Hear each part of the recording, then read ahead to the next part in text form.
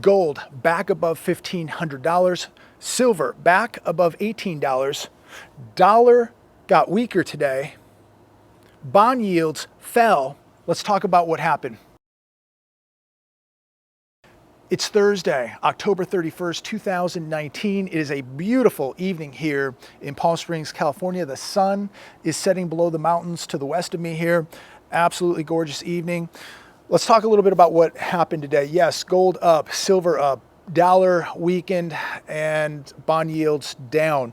The dollar weakened because we are watching this continuous flooding of the financial system with new money, all this new cash.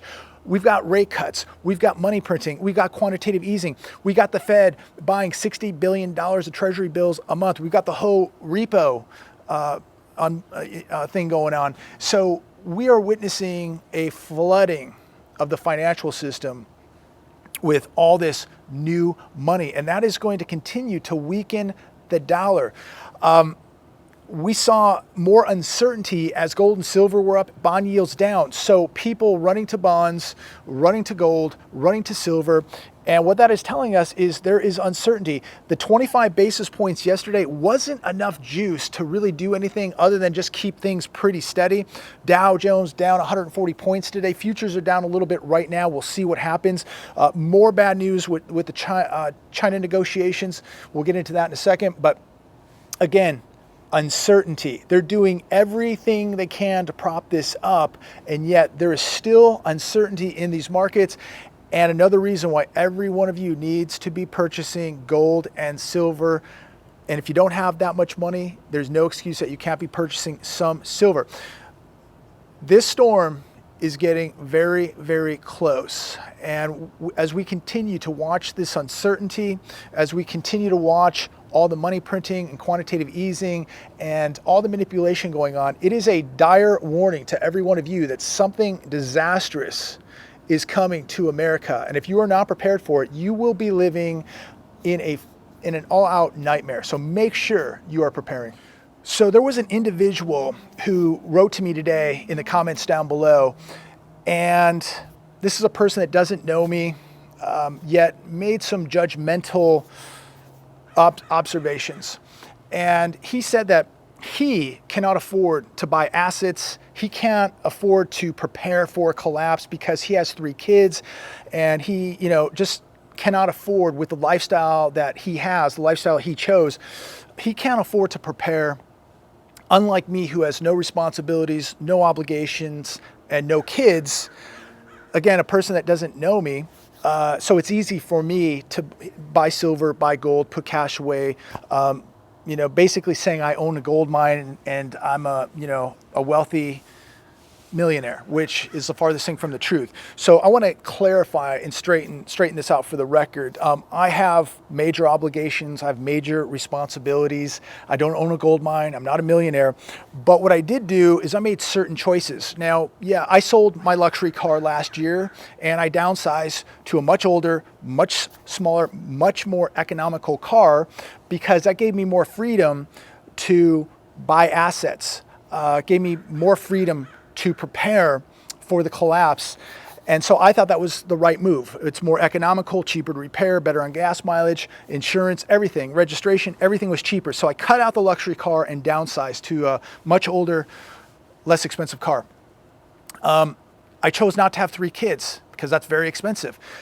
And I find it always fascinating that these people that always complain about their lives always blame it on their kids. They're in bad physical shape because of their kids. They're in bad financial shape because of their kids. Doesn't anybody think about that before having kids? Like, if you can't afford to have 3 kids or 5 kids or 7 kids or whatever it is, maybe you should have had less kids. Maybe you should have waited. It's like, stop blaming everybody else for your problems and stop blaming your kids for your problems. You chose that life. Nobody told you not to finish school. Nobody told you to get involved in drugs. Nobody told you to party your whole life. Nobody told you to buy that BMW or that Mercedes that's draining your bank account. Nobody told you to do that. You made that choice. And so I've had to make sacrifices. I've downsized where I'm living. I've made certain sacrifices. I've downsized when I'm driving. I downsized what I'm spending and what I'm doing with my free time. I've made choices, just like people that cut out the 5 Starbucks a week, they did that so they could make a choice and put that money into a better use. And this to me is probably the guy that's going to go to a Halloween costume party tonight. Again, I don't cry about my life. I just make changes. I make adjustments.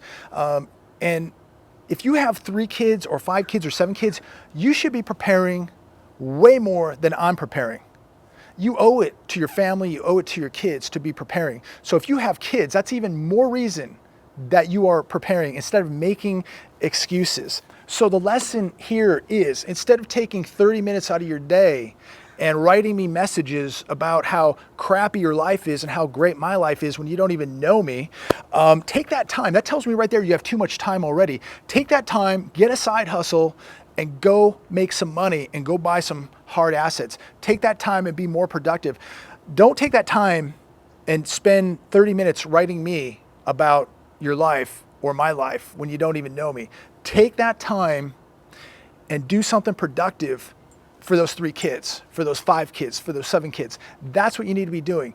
If your life is that bad, if you're that broke, you shouldn't be taking 30 minutes out of your day writing me. But there was an interesting article that came out on Zero Hedge today, and this is the typical American. This is the dumbed down, the masses. This is why people like this cry that they don't have an emergency fund, why they don't have 2 ounces of silver, why they don't have any money put away, why they just have debt, and why their life is miserable, because they can't stop spending. They can't make sacrifices. 68% of Americans are planning to celebrate Halloween, the devil's birthday, tonight. 68% of Americans. The average American participating in Halloween will spend $83.26 doing it.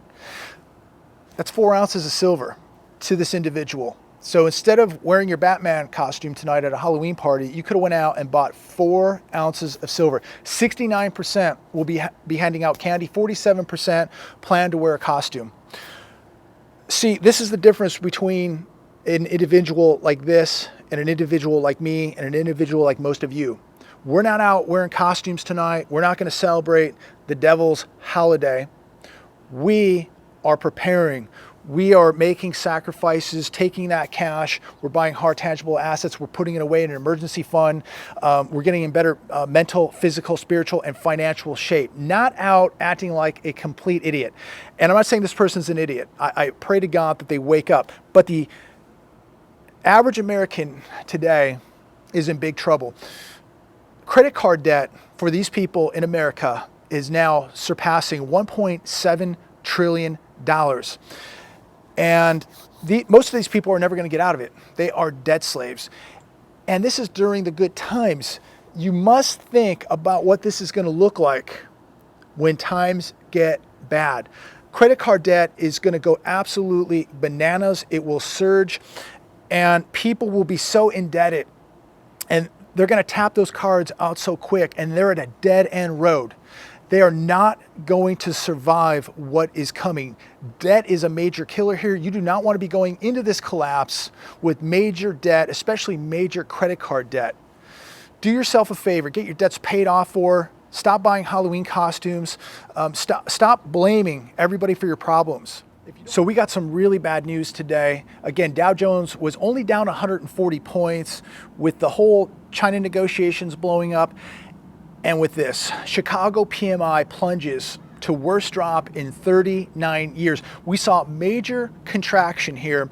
In August, the Chicago PMI was 50.4. In October, it dropped to 43.2.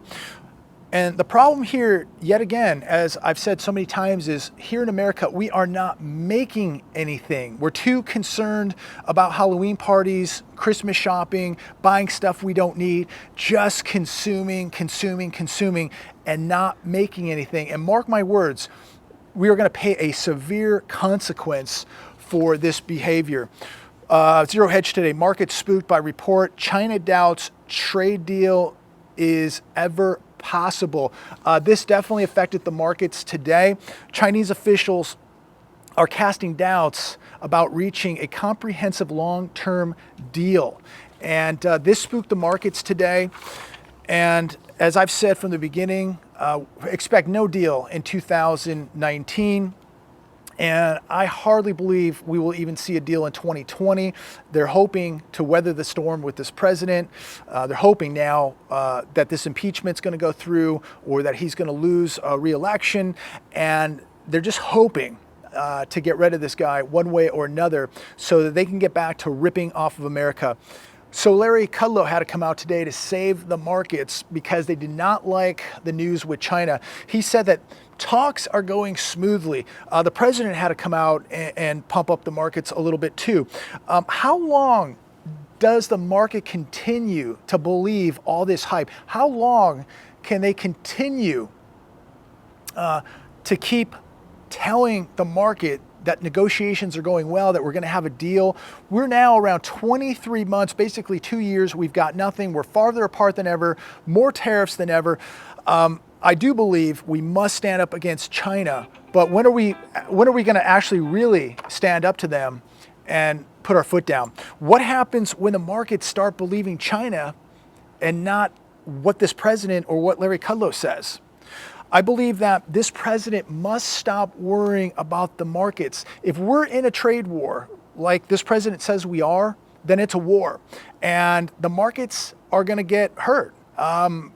Farmers get hurt. Manufacturing gets hurt. Certain sectors are going to get hurt. But either we're in this trade war to win it, either we're going to stand up to China, or we are not. But it just seems like we've been going back and forth for 2 years, nothing happening. And we don't really have a strong line in the sand of where we are with this trade war. Are we in this trade war to win it? Are we actually going to really stand up to China? I believe this president should just lay the law down, lay the hammer down on China, because I believe China needs us more than we need them. They are absolutely starving over there with food, with the pork virus that's going on, millions and millions of pigs dead.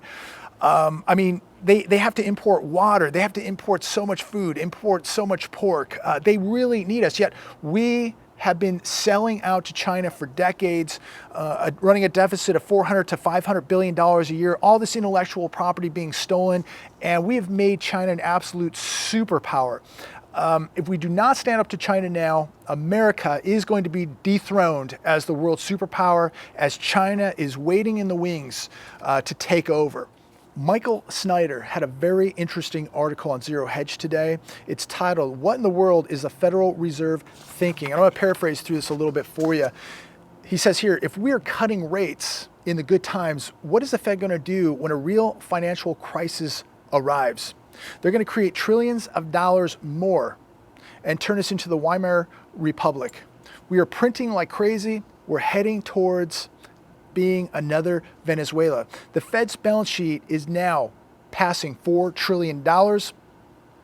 And to let every one of you know, back in 2008, right around the financial crisis back then, that balance sheet was between, I think, 2 trillion and 2.5 trillion, somewhere around there. So almost half than it is right now. Also, back in 2007, interest rates were around 6.5%. We are now floating between 1.5% and 1.75%. So we are running out of serious ammo to fight this collapse when it arrives.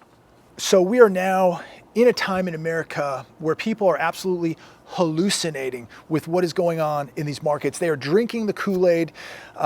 These people believe the party is never going to end. We've had a 12-year run.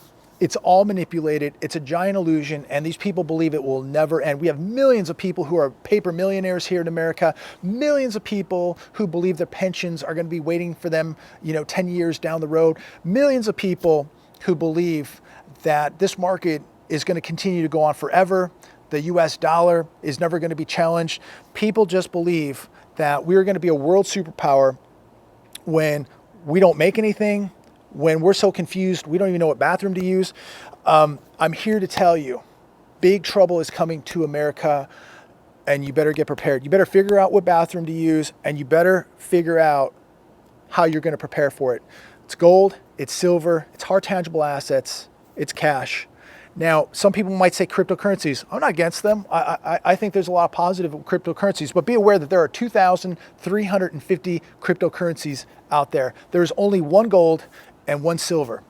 And so I'm not knocking or putting down cryptocurrencies. I believe that there are some real positives to it, but I'm not willing to take that risk at this point in the game. I would rather bet on something that has a 5,000-year history, that's never been worth zero, that is not man-made.